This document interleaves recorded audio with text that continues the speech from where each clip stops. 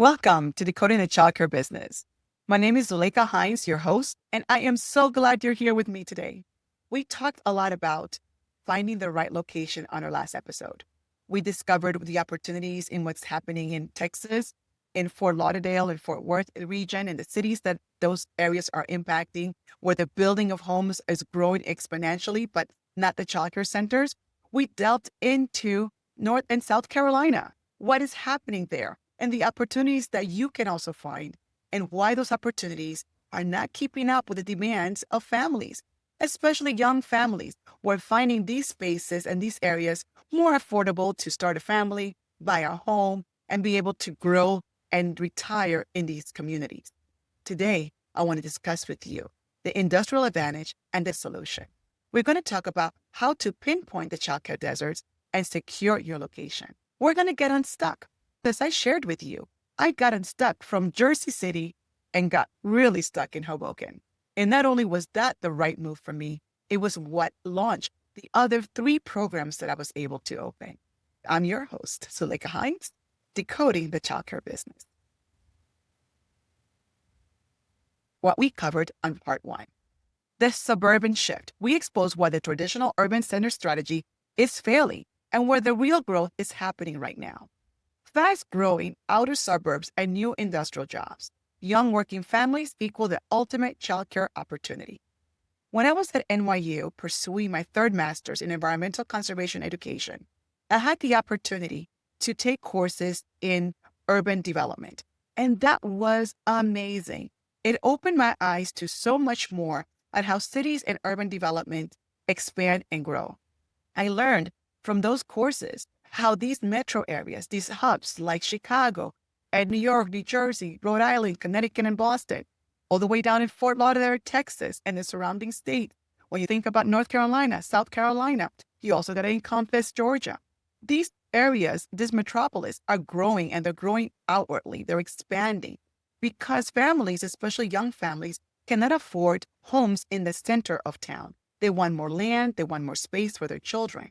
And so their housing has not kept up with the demand of families wanting to purchase homes. And that's why you hear a lot about limiting corporations from buying single family homes, but allowing them to build more family homes. You hear a lot about affordability of housing, but affordability is also a perspective, because what you can afford in one area doesn't mean that it's something you cannot afford in a different area. For example, I have a friend of mine who's also a mortgage broker, and she lived in New Jersey, in a very expensive area in New Jersey. She moved to Kansas and put roots in Kansas. She even opened a family daycare program in Kansas. But most recently, within the last 4 years, she was in this part of Kansas that she was familiar with. It was growing, it had universities, had wonderful hospitals, and she was able to purchase a beautiful home, over 4 bedrooms, 2 baths, over 1,800 square feet, for under $70,000 5 years ago. And what she gets in rental income is about $2,800 to $3,000 a month. There are opportunities in other states. There are opportunities where urban settings are exploding, where families are moving because of the explosion, like in Dallas-Fort Worth, that reached 8.5 million people in 2025. Suburbs like Salina that experienced a 24% growth in a single year. How about the Charlotte corridor? The Charlotte-Fort Mill area, seeing massive family migration driven by corporations and logistical growth. How about the ownership pivot? Leverage your talent and pivot into childcare ownership where demand is unfulfilled. And not every state is going to have the same credential requirement to open a childcare center as other states. And that's something that I shared with you on my last episode. I was able to open a childcare center in New Jersey with my MBA, but in New York City, I couldn't. And so the credentials to open a childcare center varies from state to state. Your experience in early childhood, or your degree in education or early childhood psychology or social work may be enough to open a childcare center in another state and be profitable and allow you to buy a home and establish roots. But you have to get unstuck, and you have to give yourself parameters and an outline. Are you willing to do what other people don't do to get what other people don't have? And that is what I want for you. I want you to know that you can, but you have to get unstuck. One of the things that I hear a lot of family members say is that my child is attending this school, and her friends and families. Folks, my parents were missionaries. I moved around every 2 years because my father spoke 7 languages and he was in high demand at these universities to teach these rare languages. And guess what? I loved it. I loved moving from home to home and making new friends. Now, my sister didn't, but she was able to find roots and grow and evolve and become her own person. And your children might find the opportunity scary at first, but then find an adventure in it. It's all how you position the message and how you position yourself in this new adventure. And if you do it together and you do it with the family, you can accomplish this. Now, moving is hard. I moved around a lot. And even in my adult life, I continue to move. I moved from Long Island to New Jersey to open up my own childcare business. I bought a place in New Jersey because I was establishing roots, but I had no family, no friends, and it was new. But I created a network. I joined organizations. I got involved. I went to church. And all of those created long-lasting friendships that I still have to this day. And so what are you willing to do to make the change? And what are your excuses? And how can you overcome them? Make a list of those excuses and start finding a way around each one of them. Because you can pursue your dream of opening up your own childcare center if you give yourself that space. We can own it. The manufacturing corridor. Before we go any further on this episode, into the corridor, let's do our disclaimer. The information provided in this presentation is for educational purposes only. It does not constitute legal, financial, and professional advice. Please consult with a licensed attorney, financial planner, or certified professional regarding your specific business solution. An investment in knowledge pays the best interest. Now, don't forget to join the community. Subscribe, visit, and follow. Please subscribe to Decoding the Childcare Business. I want you to visit my website at www.beyondbasiclearning.com and follow me at Decoding the Childcare. I'm on Instagram, Facebook Reel, and LinkedIn, and I would love to see you there. If you see me around, please say hello. I would love to talk to you more about your journey and where you are. I would like to hear from your experience and how you're doing and how you're finding meaning in this conversation. Also, if you'd like to share with me a little bit more, feel free to follow me at beyondbasiclearning.com. Send me an email. I would love to respond and send you my own personal greetings. And thank you for being part of this community with me. It has meant a lot to see you here, and I thank you for being part and joining me. Muchas gracias por estar conmigo en este momento. Estoy tan contenta que me has encontrado y espero verte en otras ocasiones. We're going to talk about the industrial advantage.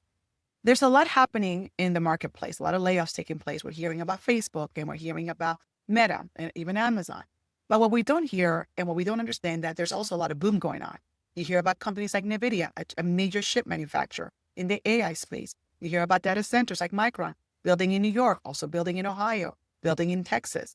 These data centers are huge, but they're also going to need people. And people come with families, and families have children, and children need childcare. You cannot work from home with a 2-year-old running around. It's difficult. One of the best attendants in my programs were 2-year-olds. They never missed because parents had a difficult time juggling being a parent and entertaining a 2-year-old. When you bring a 2-year-old into a childcare program, we have activities just for them. We have programming just for them. The whole space is catered to the 2-year-old. It's very different at a home where you have adult and other children's ages, items around you, and a 2-year-old trying to understand their own world and what it all means. So it is important to understand that we really do need childcare to allow families to feel safe and be productive. When your child is safe and in a wonderful and warm environment, parents can give their all to their employer. And it's a win-win because absences drop, children feel happier, they're learning, they're engaging, and at the same time, you're helping your company grow. So the heartland boom is a real thing. We have other states that are also booming. We have Tennessee, we have Kentucky, we have Indiana. And the reason for that is there's a lot of logistics going on. You have massive facilities are being built, bringing thousands of workers to the areas that previously had low population. The shift work demand. These jobs require early morning, extended day, and non-traditional hours, creating a very specific, highly lucrative childcare niche. If you're able to offer night care, early hours, late hours, be non-traditional, you're going to be able to capture a market that oftentimes feel unseen. When I first opened my childcare program, I opened from 7:30 to 7:30. And the reason for that is I worked in corporate America. And it burned me to see my girlfriends having to leave work at 5 to catch a ferry or a train or a bus to pick up their children by 5:30. Folks, who can get there in half an hour? Nobody works a 9 to 5 job anymore. That was a movie. And a long time ago, working 9 to 5, what a way to make a living. Granted, I can't sing, but you get the point. Nobody works 9 to 5 anymore. And the thing is, we're working more and more non-traditional hours. So we need non-traditional childcare centers. And there's ways to staff that. Can also be very lucrative. And sometimes it's a lot easier, folks, to staff at 7:30 to 7:30 than it is to staff at 7 to 6. Maybe I should do a video about that. You want me to do a video about staffing? Put it in the comments below. Say staffing, and I'll get what you're trying to say. You want me to speak about staffing and how to do it well and also do it productively. So shifts are changing. And not only that, they're working non-traditional hours.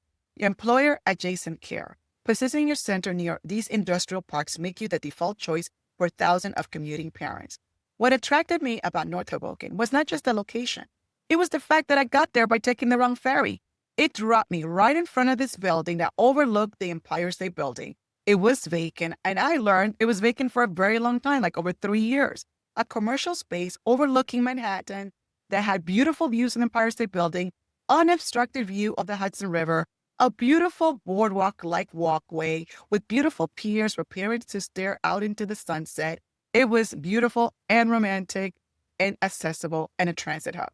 Folks, it was the perfect recipe for an amazing childcare center. Parents will come, drop their children, wait till the ferry to dock to the pier, say goodbye to their children, and their children actually thought the parent disappeared to the other side of the water because once they got into the ferry, it was like a little dot floating on the water to the abyss.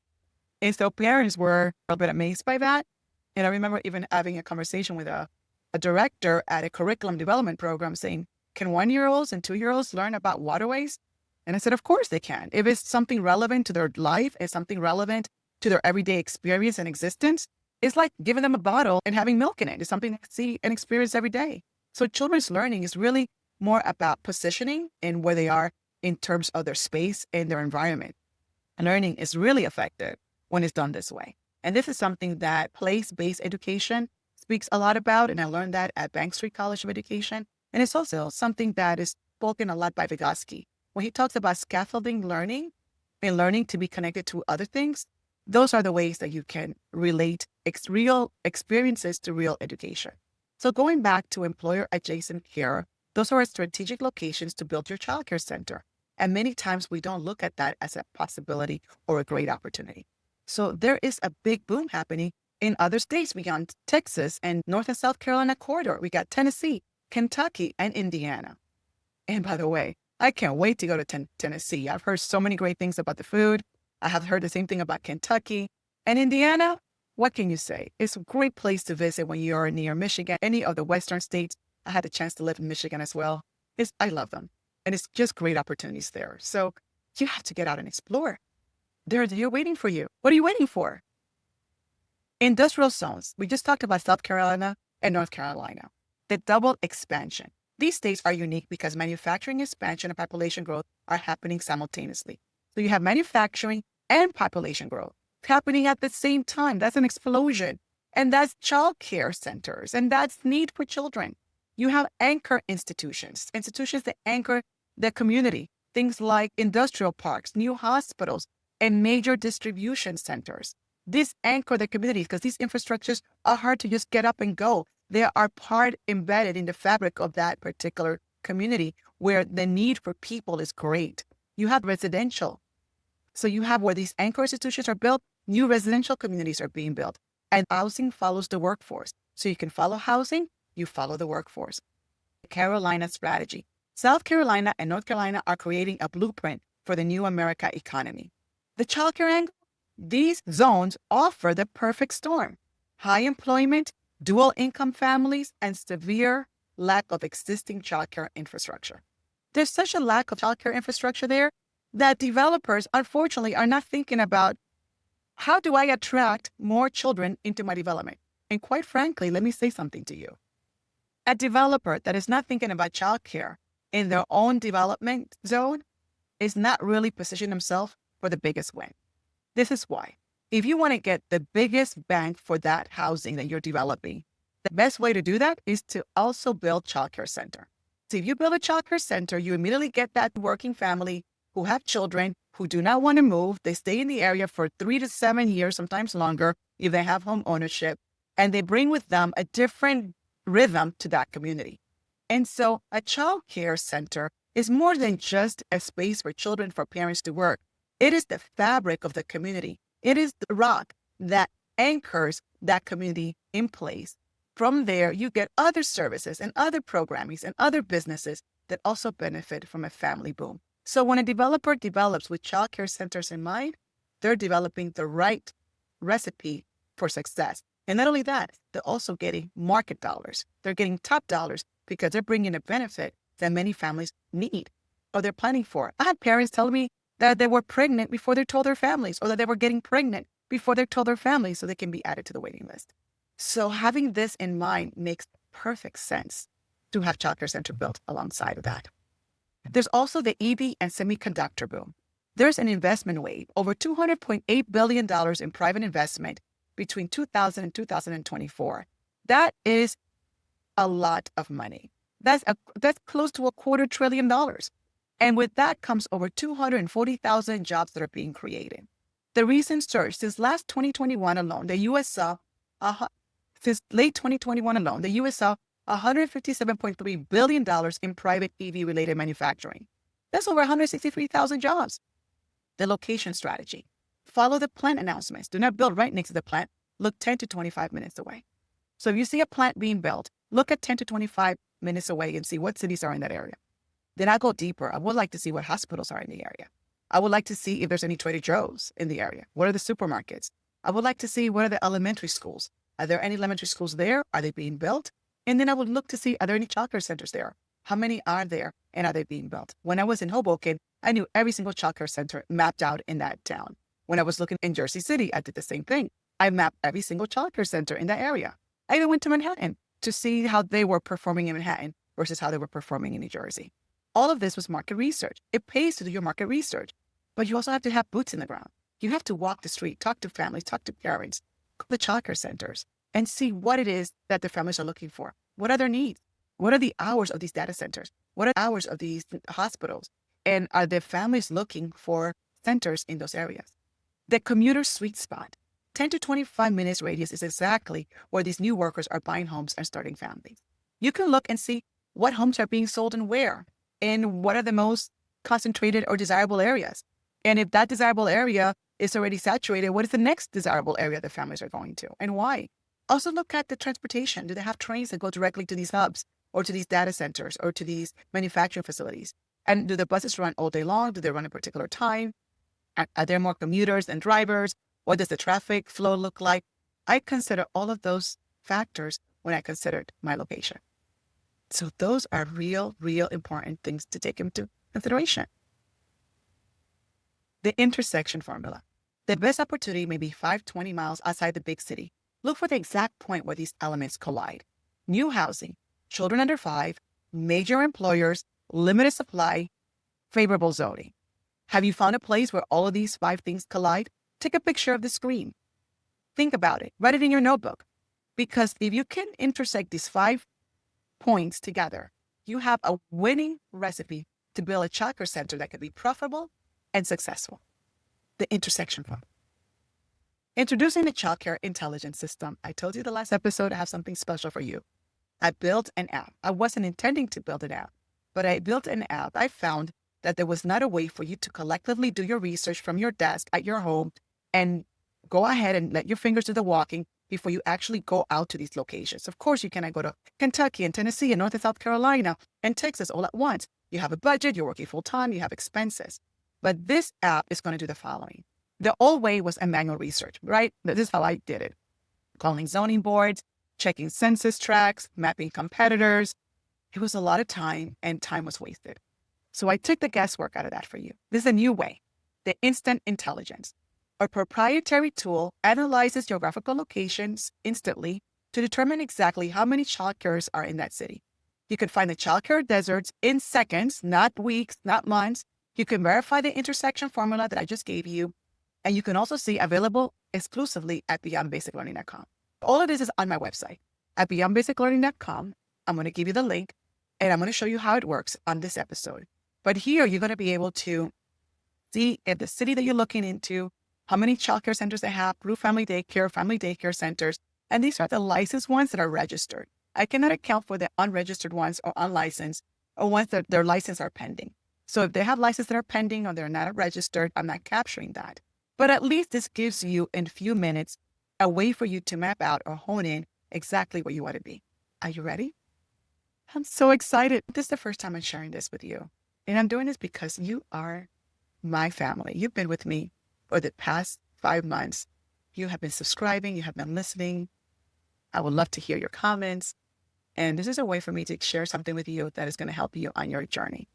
So wait a second. I'm going to pause for a moment and we're going to bring in the Child Care Intelligence System, CCIS. Welcome to my website. So this is the beta stage that is on the website, www.beyondbasiclearning.com. So you're going to come to this website and you're going to see up here, it says ready to take the first step. Start by calculating the space you need for your daycare. So you click on Decoding Childcare and it's going to bring you into the screen. What is good about the screen is that it helps you calculate how much space do you really need. So if you really want to figure out how much space you need to build a childcare center, it will extrapolate that information from that state and it will share with you exactly how much space do you need. So first, we got to find our location. Since we're talking a lot about Texas, let's go to Texas. So you go down to here and you look for Texas. Here, you are in Texas. In Texas, it tells you right here at the bottom, Texas requires 30 square foot of indoor space per child in a center-based program. So this is a square footage if you're building under a commercial space that needs to have a build out or is already established and you need to retrofit it. It requires 30 square foot of indoor space and it requires 80 square foot of outdoor space per child. So this is the outdoor space that you need for Texas in order to build your childcare center. Since we're talking about center-based, you can select your program type. Do you want to build a center, a group family daycare, which is about 16 children, and we discussed that in a prior episode, or a home-based program, which is mostly 8 or 6 children that you can have in your home without having to have another staff. However, if you have more than one infant, it may require a second staff. But this will help you understand if that's the case for your area. You're going to go ahead. I'm going to go ahead and click center-based.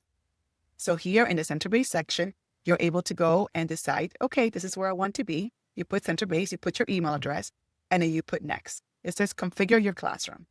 And then I have a special promo for you guys. And the promo is what you're going to use to be able to enter the space. And that is going to be given to you at the end of the session. Once you put your promo code here, it will give you 2 free searches. So you can search the database for free. And here you have a screen where you can select the classroom that you like. You can select infant, toddlers, 2-year-olds or 3-year-olds. In this case, I'm going to select infants and you can select how many children you want to have. So you can either click or just use your mouse to say, I want to have 12 infants. You can select toddlers. You can say, I want to have a total of 8 toddlers. I'm going to select 8-year-olds. I'm going to put a total of 8-year-olds. And I'm going to select another classroom. I'm going to have a total of 8 3-year-olds. So now with this information, I will say calculate my space and it will calculate the space for you. What is good about this is that it will split the room for you into the appropriate staff to child ratio. And it will tell you if your staff to child ratio may not meet the requirement of that particular state. For example, this room was created because your enrollment exceeded the group size limit. Consider if you need this extra room. If you have a total of 12 infants, you need to split it into 2 because the state only allows you to have 10 infants in one classroom. So if you decide, well, I don't want to start with a second classroom right away of infants because then that means I have to have more staff, you can decide to either split the classroom into 2 groups of 5 or just X out of that classroom altogether. So now you only have one classroom of 10 infants, one classroom of 8 toddlers, and one classroom of 2-year-olds and one classroom of 3-year-olds. Isn't that great? This is not done anywhere before, folks. This is the first time. Now, over here, you can have 12 to 24 months. You can children in this room, you're going to need 2 staff. What's great about the infant room that you cancel out, you can go ahead and add it back just like that. And instead of having 2 infants, you can decide, you know what? I want to keep the classroom, but I'm going to have a total 2 classrooms of infants. So I'm going to have 2 10-year-old classrooms. So for 2 10-year-old classrooms, I'm going to need 3 staff because the ratio is 4-to-1. Maybe that's not what you want to do. Maybe you want to go ahead and say, you know what? I just want to have 2 staff. I want to keep my staff low. So I'm going to have 2 classrooms of 8 because then this way I only need to have 2 staff and my square footage stays at 240 square feet. Maybe that's more feasible for you. You continue to go down, and then these are the spaces that I recommended from my experience in building the childcare centers. These are spaces that you can decide whether or not you want to incorporate them into your center-based program. And the reason why this is important is because certain facilities may already have the configuration that you can work with. You may have an apartment in the building that you want to use as storage. I did that in one of my spaces. I had an apartment in the same building, and I used that apartment for parent meetings. I used that apartment for children's storage. So although I had the commercial space in the ground level, I also rented an apartment through the business that facilitated the space that I needed to have space for storage. It reduced my construction costs, and it also gave me a training place and a staff lounge as well. Sometimes a space cannot have everything you want in it because of the money constraint. So this gives you the chance to decide if you want to have an administrative office, you can check it off. If you don't want to have a lobby, you can check it off. You're going to need hallways, so it gives the hallways. So it gives you the things that you can take off: storage closet, what children's restrooms you're going to need, staff bathrooms you're going to need, and the kitchen, you can decide to have it or not have it. So in this case, I decided not to have the kitchen. By doing that, you have 5 classrooms, 40 children. It was 36 before, now it's 40, because we added 2 infant rooms and we made it 2 groups of 8 instead of 12. And then we also have staff, 8 staff. So your estimated indoor space that you need for this configuration is 2,200 square feet, 2,300 square feet. Because in the configuration of the square footage, I went ahead and I added 5 feet more per child in order to account for furniture and infants, to account for cribs. And that's really important because you are licensed by the usable space of children in that particular facility. Again, you have to check with every state and what every state is requesting. Now we're going to continue to the report. Your Texas space report says the following. Infants, you have 12 children, exceeds the group size limit of 10. So we split it into 2. You have 1,700 indoor space, 640 of outdoor space, staff required is 8, and your total square footage is 2,415. The group size regulation is your binding constraint. State maximum group size rules cap your classroom. Even with more space or staff, you cannot exceed 10 children per classroom for this age group. So now this information is brought into the classroom breakdown. So we have the 2 classroom breakdowns here. This is the required space, and this is the recommended. This is the additional space that I added and under the recommended column, because this additional space accounts for furniture.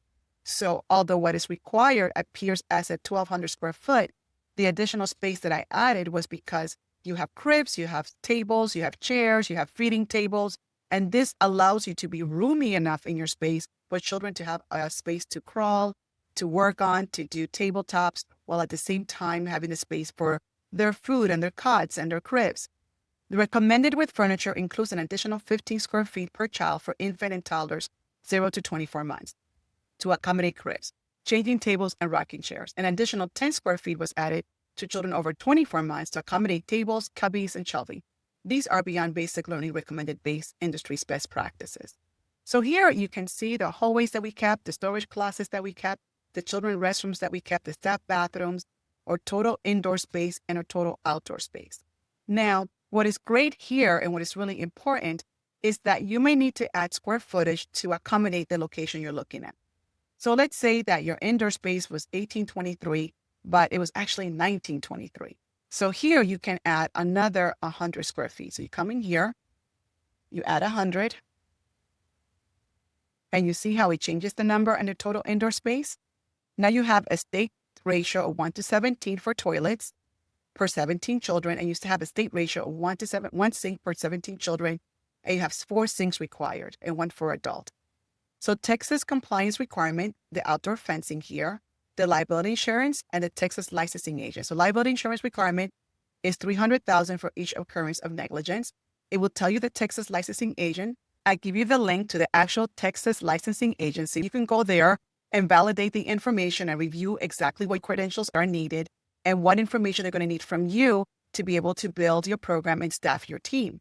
So it tells you the total square footage, what the state requires. It breaks it down from indoor and outdoor, and what I recommend, indoor and outdoor. And this way you have both informations.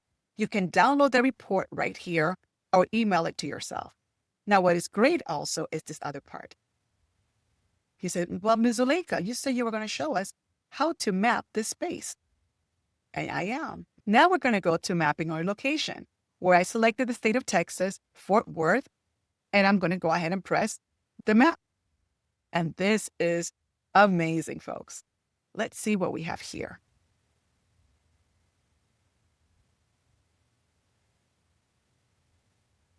These are just registered, licensed childcare centers, center-based, they're group family, and home-based.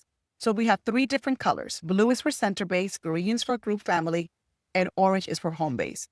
From this perspective, you could start getting a sense of what opportunities can be there for you. Isn't that exciting? Isn't that wonderful? I'm so excited for you. So this is the beginning of the mapping of the space. You have the calculator. You're going to be able to build your revenue, do a revenue builder. You're going to be able to do it in English or in Spanish. You'll be able to look at the state that you want. And with this information, you'll be able to understand if the location is right for you. The Childcare Intelligence System, CCIS. The data doesn't lie. As you saw in the demo, the Childcare Intelligence System eliminates the guesswork. You can now immediately and instantly see what's available. You exact competitor's location. You can start looking at saturation levels by zip code and the true childcare desert. You'll be able to see the areas that you can overlay your business and where you can be the most successful. And remember what I said, go to Google Maps, look for the hospitals, look for the elementary schools, look for the transportation hubs, so you can align all those 5 points. When we look at the screen, we saw the intersection formula. We talked that we need new housing, children under 5, major employers, limited supply, favorable zoning. Where do those 5 areas interject? I'll be sharing with you the special code that the first 50 takers can utilize to start doing your research. It's going to give you 2 free searches that you'll be able to utilize to start investigating the best place for you to build your childcare program. Your opportunity checklist. Shift your focus. Stop looking at saturated urban centers. Target the 5 to 20 mile radius in the suburban ring. Follow the jobs. Where are the new manufacturing jobs being built? Look at where the companies are growing. Look at companies like NVIDIA, Walmart, Amazon, Micron Technology. These companies need people. They're building data centers and they need employers working different schedules, different shifts to make sure that this chip manufacturing stay consistent and meet the demand. Childcare centers are going to need to be there to support the working families. How can you position yourself to take advantage of the landscape? Verify the intersection. My tool is the beginning. It takes weeks and weeks of research and puts it at your fingertips in moments. Ready to decode? What is your next move going to be? An investment in knowledge pays the best interest, but an investment in you is where you need to start. You need to start taking the first steps to pursuing your dream. You can do it. And I cannot wait to join you in this journey. We're going to do it together. My name is Zuleika Hines, your host, and welcome to Decoding the Childcare Business. Don't forget to like and subscribe. I would love to hear from you. And I cannot wait to meet you. Decoding the Childcare Business. See you next episode.